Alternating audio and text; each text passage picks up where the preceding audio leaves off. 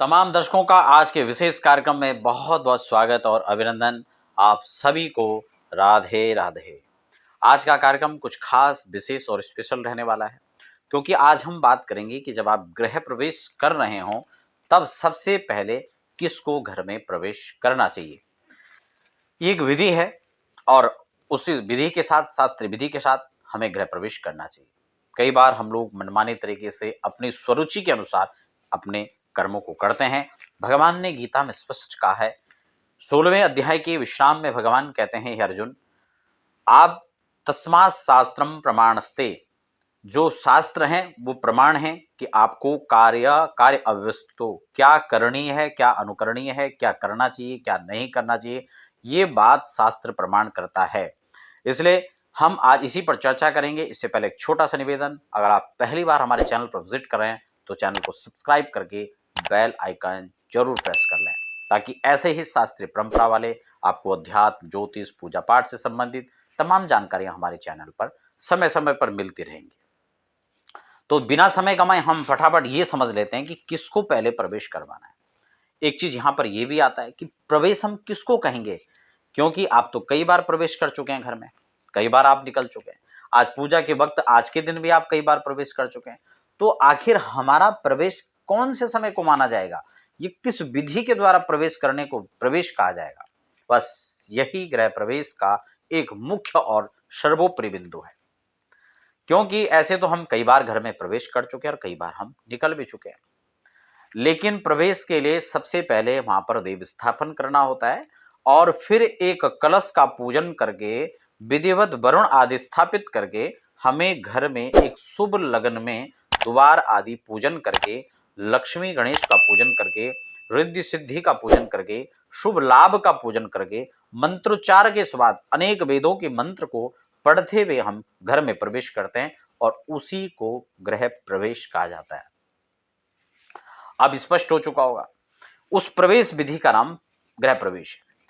उसके बाद भी नियम है कि आप किचन आदि में जाकर के वहां पर वरुण स्थापन करते हैं, फिर उसके बाद किचन का पूजन करते हैं, अग्नि का पूजन वहां पर होता है, अन्नपूर्णा का वहां पर पूजन होता है, अन्नपूर्णा की स्थापना होती है, क्योंकि वहां बिना जल के, बिना अन्न के, बिना अग्नि के आपके घर का कोई अस्तित्व ही नहीं रहता है, इसलिए उन सबका पूजन होता है। फिर आपके घर में धन कुबेर स्थापना, मंदिर स्थापना, ये सारी विधियां होती हैं जो समय समय पर उसके अनुसार किए जाते हैं। उससे पहले भी वास्तु शांति है, ये सब चीजें, बहुत सारे उसमें विधान है, हालांकि हम उस पर विस्तार से कई बार चर्चा भी कर चुके हैं। और जिन लोगों ने हमारे द्वारा या हमारी टीम के द्वारा वहां पर इस प्रकार से अपने घरों में पूजन कराया, उसकी छोटी छोटी वीडियोस कई बार मैं आपको अपलोड करके देता रहता हूं, ताकि आप उन चीजों को समझ सकें। तो गृह प्रवेश जब आपको समझा दिया, कई लोग आसपास घर होता है तो वहां पर अपने नियम तो ये कि उसी घर से, पुराने घर से ही उन पूजन को करके, कलश को लेकर के आना चाहिए, ऐसा विधान है। वहां से रिद्धि सिद्धि आदि का पूजन करके, वहां से देवताओं का आह्वान, और फिर उनको उनको सब साथ में लेकर के फिर हम गृह प्रवेश करते हैं। उसके लिए सुनिश्चित एक लग्न निकाला जाता है कि शुभ लग्न में हम प्रवेश करें, ये नहीं कि कभी भी किसी भी समय कर ले, नहीं, उसके लिए एक विशेष लग्न निकाला जाता है। ठीक है, मुहूर्त भी अपनी राशि के अकॉर्डिंग आप निकालें, ताकि ऐसा ना हो कि आपकी राशि के प्रतिकूल उस दिन चंद्रमा हो, गोचर स्थितियां खराब हो, जो कि आपके लिए व्यय का कारण बने, जो कि आपके लिए टेंशन का कारण बने, जो कि आपके लिए हानि का कारण बने। क्योंकि 4, 8, 12 जब चंद्रमा होते हैं तो आपको अशांति, क्लेश और दुख, भय और खर्च, इन सब चीजों से आपको जो है इन्वॉल्व इनमें कर देते हैं। तो इन चीजों का विशेष का ध्यान रखना चाहिए। शुभ लगन, वृश्चिक लगन, कुंभ लगन, सिंह लगन, इन लगनों में हमें जो है, वृष लगन, इनमें हमें प्रवेश करना चाहिए। और प्रवेश करते समय इस चीज को ध्यान में रखें कि हमारे साथ गौ, ब्राह्मण, कन्या, तुलसी और कुछ विशेष सामग्रियां, जो मैं अक्सर आपको कई बार कहता हूं, हमारे साथ श्री यंत्र होने चाहिए, सालिग्राम होने चाहिए, और गोमती चक्र होना चाहिए, हमारे पास एकाक्षी नारियल होना चाहिए, हमारे पास ग्रंथ होना चाहिए, हमारे बहुत सारी ऐसी सामग्रियां हैं जो हमारे साथ उस समय होनी चाहिए। विशेष रूप से हल्दी की गांठ है, ये सब मांगलिक जो हमारे पास चीजें हैं, इन सब को हम एक पीतल की थाली या कांसे की थाली में लेकर के, तुलसी को हम साथ में रखें, ब्राह्मणों को साथ में रखें, घंटी है, शंख है, और इन ध्वनियों के साथ में, वेदों मंत्रोच्चार के साथ में हम सबसे पहले द्वार का पूजन करें। फिर पूजन करने के बाद हम शुभ लाभ का आदि पूजन करें, और फिर एक विशेष विधि के द्वारा, मंत्रोच्चार के द्वारा हम घर में प्रवेश करें। हमारे साथ में प्रवेश हमने कैसे करना है, हमारा फोकस इसी पे रहेगा। पति पत्नी दाम्पत्य जो जोड़ा है वो एक साथ में खड़े हो जाएं, साथ में हो सके तो कोई कन्या हो तो उसको आप लेकर के खड़े हो जाएं, ब्राह्मण आपके साथ में रहेंगे ही मंत्रोच्चार के साथ में। स्त्री को अपना बायां पैर और पुरुष को अपना दाहिना पैर सबसे पहले एक साथ प्रवेश करना है, ठीक है। देहली पर आपने स्पर्श नहीं करना है, देहली को आपने नागना है, इस प्रकार से आपको चलना है और हो सके तो 5-7 कदम एक साथ इसी प्रकार से स्टेप दर स्टेप आप चलें। तो उसके साथ कन्याएं, ब्राह्मण, इन सबको साथ में लेकर के आपको गृह प्रवेश करना चाहिए। जिनका घर है या फिर वो किसी कन्या या किसी ब्राह्मण को विशेषकर आगे करना चाहते हैं तो उनकी एक विशेषता है। लेकिन अगर वो दोनों साथ में प्रवेश कर रहे हैं दंपति तो वो दोनों एक साथ प्रवेश करेंगे, यानी वो वामांगनी है तो वो बाएं पैर से चलेंगे और आप दाएं पैर से चलें। इस तरह से आप घर में प्रवेश कर सकते हैं। तो आशा करता हूं आपको ये बात काफी हद तक समझ में आ गया होगा कि कौन पहले घर में प्रवेश करे और कैसे प्रवेश करे, ये भी आपको बता दिया है।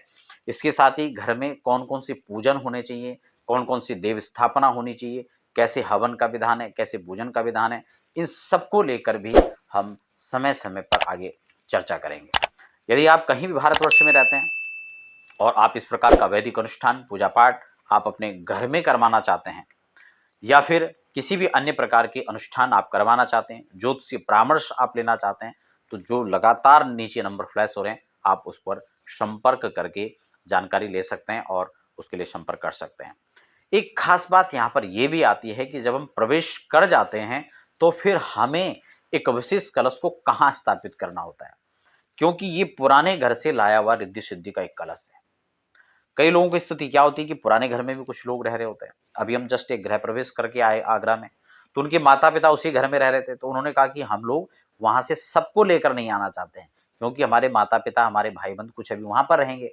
तो ऐसी स्थिति में क्या करें, आप वहां से अपने गणेश जी को लेकर ना आए, ठीक है ना। आप नई मूर्ति या नया आभरण गणेश जी का रखें ताकि पुराने घर में भी जो लोग रह रहे हैं वहां पर भी देवत्व का वास रहे।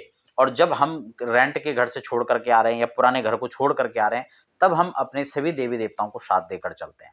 तो यहाँ पर ये थोड़ा सा चीजें बदल जाती हैं, लेकिन मूल जो मुख्य स्वरूप है वो लगभग लगभग एक ही रहता है। ये तो बात स्पष्ट हो चुका है। अब कई बार स्थितियां ये भी होती हैं कि कलश हम जब लेकर जा रहे होते हैं, कई बार तो ये होता है कि घर बहुत दूर है पुराना वाला, तो हम वहीं कलश का पूजन कर लेते हैं और फिर उसको एक विशेष विधि के साथ प्रवेश कराते हैं। लेकिन कई बार घर आसपास होता है पुराना या फिर किराए के घर में रह रहे होते हैं तो वो भी आसपास होता है, तो फिर वहीं पर जाकर के कलश का पूजन किया जाता है। अब इसमें ये संदेह नहीं करना चाहिए कि कलश यहाँ से भर करके ले जाएं या वहां से भर करके लाएं, क्योंकि कई बार अगर आसपास में ही घर है तो फिर तो कलश वहां से पूजन करके ले आए। या कई बार क्या होता है कि मंदिर आसपास होते हैं, तो ऐसी स्थिति में फिर उस मंदिर में भी आप पूजन करके और फिर कलश को साथ में लेकर के आ सकते हैं।